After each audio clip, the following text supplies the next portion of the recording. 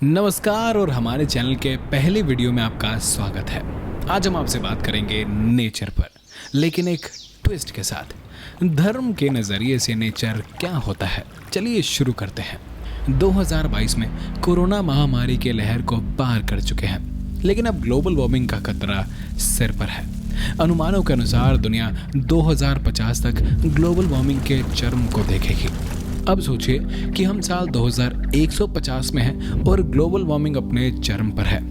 ये भी मान लीजिए कि एक और महामारी आकर चली गई जो आबादी को नहीं मिटा पाई, लेकिन लोगों की याददाश्त को खत्म कर दिया। तो अब जनता या भीड़ क्या करेगी? किसी के धर्म का कोई प्रमाण नहीं है।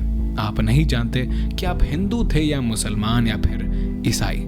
तो ऐसे में लोग किसकी पूजा करेंगे?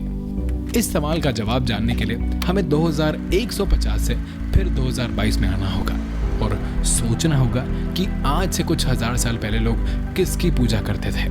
जवाब मिलेगा प्रकृति यानी नेचर। इतिहास के पन्ने बताते हैं कि मानव जाति जंगल, जानवरों और प्रकृति की शक्तियों यानी सूर्य, चंद्रमा, मिट्टी, अग्नि और आकाश पर निर्भर थी। हिंदू धर्म ग्रंथों में पृथ्वी की पूजा का जिक्र है, जिसमें धरती को माता की तरह माना गया है और उनकी प्रार्थना भी की गई है। प्रकृति और धर्म दोनों एक दूसरे से जुड़े हैं। प्रकृति और धर्म एक साथ चले हैं। हम अपनी बुनियादी जरूरतों को पूरा करने के लिए प्रकृति पर निर्भर रहते हैं। यही वजह है कि आज भी धरती को माँ कहते हैं, यानी धरती माँ। अगर आप हिंदू धर्म का बारीकी से अध्ययन करते हैं तो आपको सनातन धर्म का जिक्र आएगा, जिसका मतलब है जीने का प्राकृतिक और शाश्वत तरीका। और ऐसे में सवाल उठता है कि क्या हम अपने जड़ों की ओर वापस लौटेंगे? इसका जवाब कोरोना महामारी के दौरान मिली सीखों से आप समझ सकते हैं। केवल 3 से 4 महीने में घर रहने के बाद लोगों ने अपनी जड़ों को पहचाना और उनकी गहराइयों को समझा। कई लोगों ने पौधों को उगाने, एक आत्मनिर्भर किचन गार्डन बनाने, पालतू जानवरों को अपनाने, योग और ध्यान में रहने के तरीकों की खोज की, ताकि स्वयं और प्रकृति के संबंध पर विचार किया जा सके। दूसरी ओर प्रकृति ने भी अपने आप को संवारा। हमने पक्षियों को एक बार और चहकते देखा। अपने आप ओजोन की परतें ठीक हो गईं, ग्लोबल वार्मिंग का खतरा कम हुआ और चारों तरफ हरियाली ही हरियाली थी। हम मनुष्यों के पास वह है जिसे हम अपने भीतर बग ऑफ एक्सप्लोरेशन कहना चाहते हैं।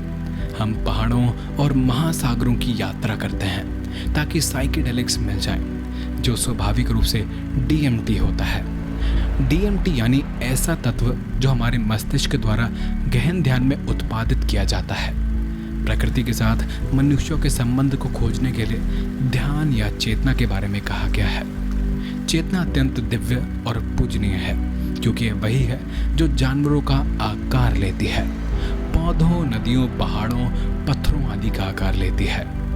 इसलिए हम अपने चारों ओर जो दुनिया देखते हैं वह पूज्य योग्य होती है, क्योंकि चेतना यानी अस्तित्व का विचार संपूर्ण प्रकृति के बराबर होती है। आप जन्म लेते हैं, आपकी चेतना आपके भौतिक रूप से सन्निहित है। आप गुजर जाते हैं तो दफना दिए जाते हैं। ऐसे में फिर आपका भौतिक अस्तित्व पौधों, कीड़ों आदि को पोषण प्रदान करने के लिए खुद को फिर से जीवित करता है। यह एक बहुत ही बड़ा चक्र है जो हर चीज को हर चीज से जोड़ता है। आपकी चेतना कई चक्र लेती है और इसलिए आपको एहसास होता है कि आपको विकसित होने के बाद कई मौके मिलते हैं। शहरों में डिप्रेशन और चिंता जैसी समस्याएं लोगों में चरम पर है, क्योंकि बड़े पैमाने पर आंतरिक आनंद या कनेक्शन और प्रकृति के साथ प्रेम की आंतरिक खोज मर गई है या कम से कम हो गई है। कई कारणों से लोग भावना में प्रतिस्पर्धी हैं, करियर और प्रसिद्धि का पीछा कर रहे हैं, प्रकृति से जुड़ नहीं पा रहे हैं। और दूसरी ओर आदिवासी समाज जो अभी भी प्रकृति के निकट संपर्क में रहते हैं, वे आनंद से भरे हुए और खुशी से भरे हुए हैं। जंगलों और गुफाओं में जाने वाले लोग यह दिखाना चाहते हैं कि प्रकृति हमेशा उपचार और धर्म का अंतिम रूप क्यों है। तो हिंदू, ईसाई, मुस्लिम, सिख आदि जैसे कई धर्म समूह की अवधारणा कैसे हुई? ईसाई धर्म के जन्म के बाद लंबे समय तक यूरोप में ईसाइयों का मजाक उड़ाया गया। मोहम्मद साहब को मक्का से बाहर निकाल दिया गया था और मदीना में सताया गया था। क्योंकि लोग ईश्वर के विचार से इत्तेफाक नहीं रखते थे। प्रकृति को दिव्य के रूप में जाना जाता था, जिसमें ईश्वर है। सबसे अधिक संभावना है कि धर्मों ने राजनीतिक शक्ति की भरपाई के रूप में जन्म लिया। इसका उदाहरण इतिहास में है। करीब 1750 से 1800 ईस्वी पूर्व में बेबीलोनिया में हम्मुराबी ने अपनी खुद की आचार संहिता रखे। जब उसने महसूस किया कि मेरे आसपास रहने वाले लोग भगवान के रूप में अलग अलग पूजा करते हैं, तो उसने एक भगवान की पूजा करवाई। ठीक इसी तरह मिस्र में अखनातन के समय में, यानी करीब 1350 ईस्वी पूर्व में, अखनातन ने अन्य देवताओं के मंदिर को नष्ट करा दिया था। उसने संदेश दिया था कि जिस ईश्वर में वो विश्वास करते थे, उसके अलावा उनके लोगों द्वारा किसी भी चीज़ की पूजा या विश्वास नहीं किया जाना चाहिए। अगर आप मूसा के जीवन के इतिहास को देखें तो आप पाएंगे कि मूसा मिस्र में फ़िरौन के महल में पला बड़ा, और शायद यहीं से मूसा ने एक अन्य ईश्वर के विचार को चुना है, एक ईश्वर जो सहायता कर सकता है और मानव जाति के लिए हो सकता है। लेकिन ये विचार आधुनिक दुनिया में एक व्यक्ति के लिए विशिष्ट हो सकता है और सार्वभौमिक नहीं हो सकता है। दूसरी ओर धर्म प्रकृति की विभिन्न शक्तियों की पूजा करने की अवधारणा है, बिना किसी को बताए कि इसकी पूजा की जा सकती है या इसकी पूजा की जानी चाहिए। धर्म प्रकृति में उत्पन्न होता है और ये समझना चाहिए कि धर्म धर्म नहीं है और इसे धर्म के साथ भ्रमित नहीं होना चाहिए। हजारों सालों से धर्म राजनीतिक से जुड़ा हुआ था। यूरोप के चर्चों ने राजनीतिक सत्ता पर कब्जा कर लिया और वस्तुतः कब्जा इतना अधिक था कि लोगों को अंततः धर्मनिरपेक्षता और मुक्ति की अवधारणा लानी पड़ी।